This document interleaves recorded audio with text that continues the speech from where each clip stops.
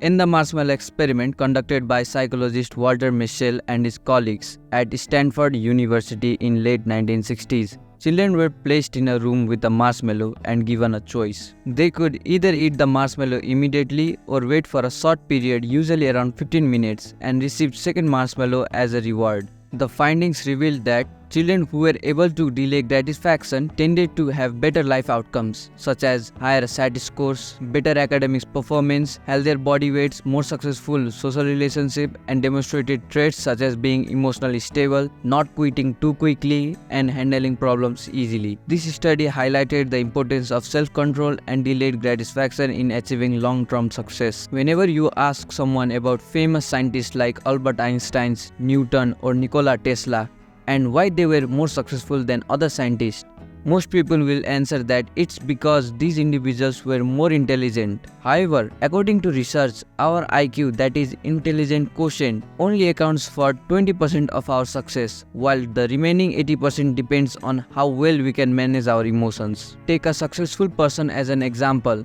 They all excel not only in IQ but also in emotional intelligence. If we talk about Elon Musk, he was almost bankrupt in 2008 when both of his companies SpaceX and Tesla were on the edge of bankruptcy. However, his ability to handle emotions and bounce back enabled him to become successful again. In a quiet town, there was a young man named Tom. He often felt angry and upset, especially when things didn't go his way. But one day, he decided to change that. Tom started paying more attention to his feelings and how they affected his actions. When he felt upset, he took a deep breath and counted to 3 before saying or doing anything. This helped him calm down and think more clearly. As he practiced this, he found that he got into fewer arguments with his family and friends. At work, Tom learned to handle tough situations without getting too stressed out. His boss noticed and praised him for his improved attitude. With time, Tom became known for his cool-headedness and understanding nature. He realized that by managing his emotions better, he could have happier relationships and a more peaceful life.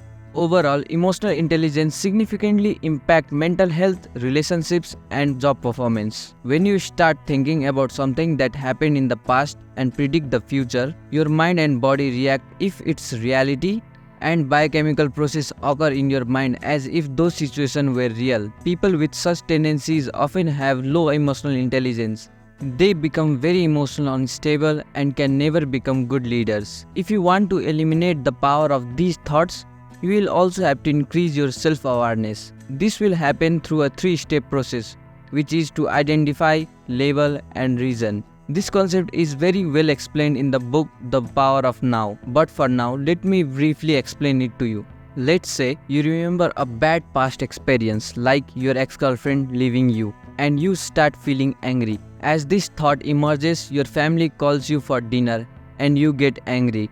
You say you will eat later. The first thing you need to do at this moment is to identify that this is not reality. It's just a thought that you are getting overly upset about. Now, as you feel angry, you label it as anger. The third step is reasoning, when you give yourself a positive message that yes, that happened to me, but now I am much better off from the old situation, and I have plenty of free time to do creative work. If you go through this 3-step process with every emotion, you will overcome it completely, and you can see yourself and your emotion in a different way, which increases your EQ. The next principle says that anger will greatly reduce your productivity. Goleman tells a story that once he was riding in a taxi in New York. Suddenly, a boy started walking between the lanes, which made the taxi driver angry and he honked loudly. The boy then showed him his middle finger, which made the taxi driver even angrier, and he started cursing at him. Moving forward, driver told Goleman that never keep your anger inside, always let it out. Now, we often do this, shout at people, scare them, and post all sorts of things on Facebook when angry. But Goleman says that research says the opposite.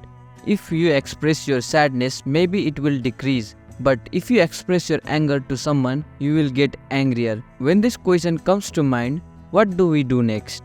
The first method that comes to mind is the change of psychology.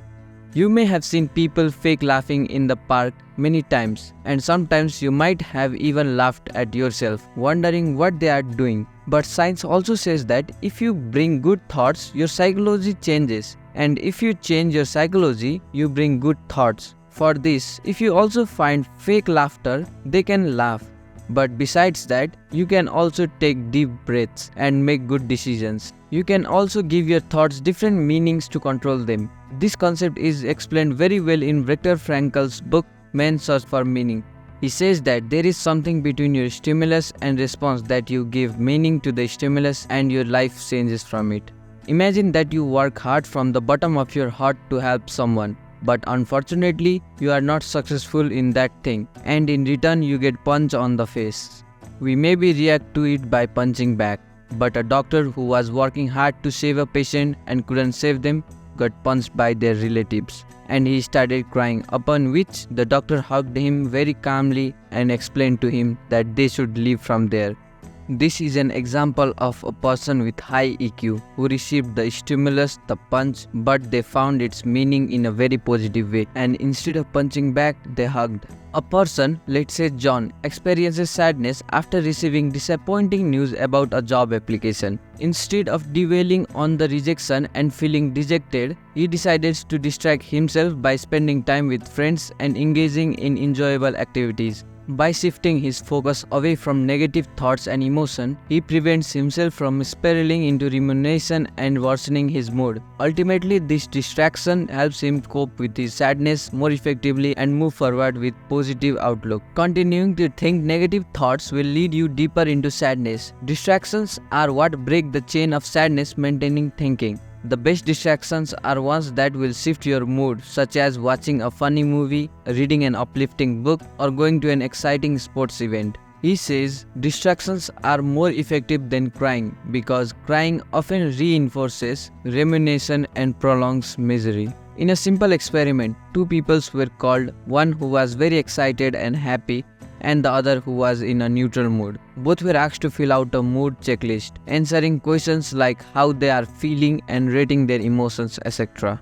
Then they were given sweets and told them not to talk to each other for a while. After some time, when the experimenters returned, they asked them to fill out the same checklist again. Surprisingly, the person who was initially in a neutral mood rated their mood as better. The conclusion of this study was that emotions are contagious, spreading like a virus. This means that if you are feeling low or in a low energy state, you should meet friends who are always in a high energy state and your mood will improve too.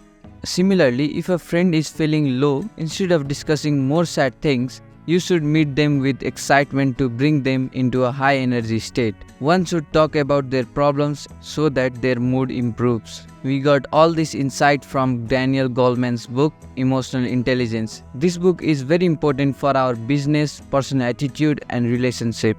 I hope you guys like the video. If you find this video informative, then don't forget to like, share and subscribe, and make sure to click the bell icon to stay updated with our latest updates, and also comment down below which book summary you would like us to cover next. Happy reading.